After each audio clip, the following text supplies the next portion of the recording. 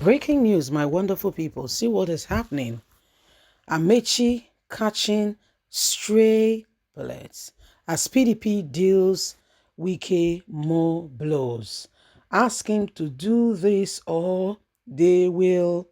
You call that a threat? I think you're right. My wonderful people, Amechi is the predecessor of Nyesom Wike. Both of them are in two different parties. Amechi used to be in PDP, and why he was the governor of Rivers State instead of looking after Rivers State like he should, which is his domain. Guess what this man did? He was spending Rivers State money. Yes, he was spending Rivers State money to ensure that Buhari was voted in. They made him minister, okay, and he squandered the money. When Wike came in, Wike started investigating the man. In no small way, exposed a lot of things. Even the state's private jets. The guy left it in Europe, to mention but a few. And so even PDP is threatening Wike, on other grounds to ensure that it supports Atiku, or they will. Let's get all the details. The People Democratic Party appear to be moving on from its attempt to mend fence with Wike, the governor of Rivers State, and those calling for the resignation of the national chairman. At this point, it is safe to say no matter how well you keep up with the People Democratic Party and its leaders and all the drama within, you cannot predict what happens in the next event or episode. Last time was the resignation call for the resignation of the party national chairman and for the candidate from the south to replace him.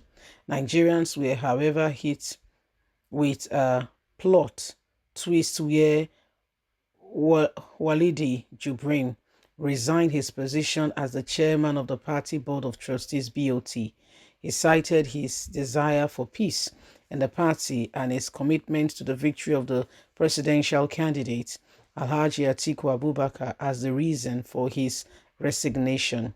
We all want to make Atiku Abubakar become the president by all means, and that is why I sincerely desire to step down from the BOT, he announced at the BOT's meeting on September the 8th. I discussed this with the candidate and he agreed with me. I'm sure that if the party wins, I will be in a bigger position, he has said. He was immediately replaced by the former Senate President Wabari from Abia State, who would serve in an acting capacity. Many, particularly in the Atiku's camp, believe that Jibrim's resignation and that of Wambari appointment will bring much needed reconciliation and peace that the party needed, especially since Wambari is from the southeast. The push for reconciliation in the party was born out of the Rivers State Governor Nyesom Wike's anger at the party and some party members from breaching his constitution and betraying him during the presidential primaries in May. Having lost the presidential ticket to Atiku and after Atiku failed to pick him as a vice presidential candidate, Mr. Wike would go on with threats to work against the party in 2023 general election. Besides bragging about having control over the votes that came from his state during the election, the governor also claimed to be influential in many other states outside the South region, enough to guarantee or improvise numbers for votes from those states and from candidates chosen to support. Mr. Ayin's resignation as the party national chairman and reshuffling of the National Working Committee (NWC) was part of Wike's conditions for Atiku to get his support and those of his. Well, Atiku and his camp will later twist Mr. Wike's request and deliver Mr. Jibrim as a sacrificial lamb, a sacrifice that was clear not enough has appealed the governor. Regardless of this, the party inconsistency in terms of peace still continues. So, my wonderful people, you can see Wike and Atiku are still in those, that loggerhead thing is still very much there. And unless, the governor unless the former vice president truly and sincerely begin to humor his brother and understand that Wike or party is about, everyone looking out for the interest of the other rather than selfish interests. It calls for Nigerians to seriously pay attention. What happened recently between Wike and Atiku has clearly marked to every one of us that we can't trust these politicians.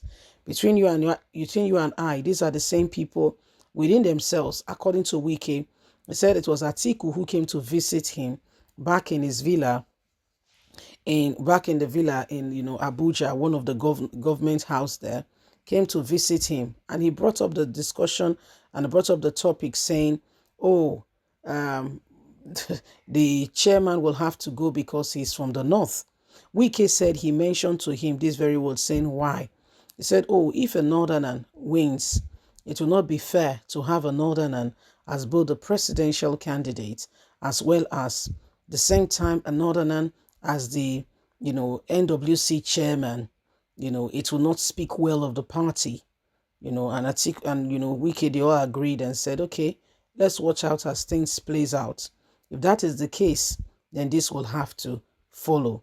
However, it became a real shocking statement when the very person who brought up the discussion, when Waters began to really unveil and things began to spur up, the person forgot his statement. Wike has constantly and continuously, he has said it to the hearing of Nigerians that they should ask him a question. Am I lying on him? Am I saying what we did not agreed upon? Let him come out and speak. And we've not heard Atiku. Atiku has been as silent as a mouse. He has remained quiet because he has nothing to say. So if you look at things more critically, you can begin to understand why, Nigeria as a country, we have not moved forward. This is between a governor and an intending president, and they cannot keep to the terms and conditions and promises made to themselves. How can they truly keep to the promises made to Nigerians? Can you see that there's fire on the mountain? So it is what it is. And so if we want difference and we want to change, we must look out for somebody who is trustworthy, honest, truthful. Please don't forget to give us a thumbs up, like us, share, subscribe. God bless. Have a fantastic day. Bye for now.